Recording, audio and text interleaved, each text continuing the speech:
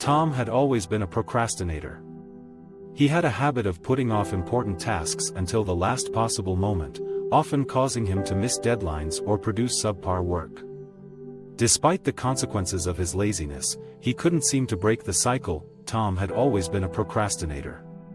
He had a habit of putting off important tasks until the last possible moment, often causing him to miss deadlines or produce subpar work. Despite the consequences of his laziness, he couldn't seem to break the cycle. One day, Tom found himself in a particularly dire situation. He had been working at the same dead-end job for years, and he knew he was capable of so much more. However, he lacked the motivation and discipline to take action. As Tom sat at his desk, staring at the clock and daydreaming about all the things he could be doing instead of working, he noticed an old man watching him from across the room.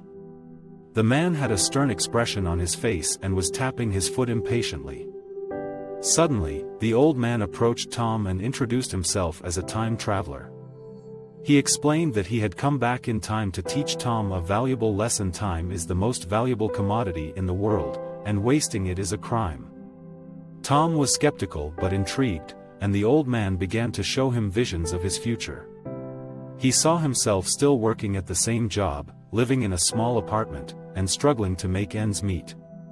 The old man then showed Tom an alternate future where he had used his time more wisely. In this vision, Tom had launched his own successful business and was living a life of luxury. Tom was shocked by the contrast between the two futures and vowed to change his ways. He asked the old man for advice, and the time traveler gave him a special device that would help him track his time and stay focused on his goals. From that day forward, Tom began to take his work seriously. He stopped procrastinating and started using his time wisely.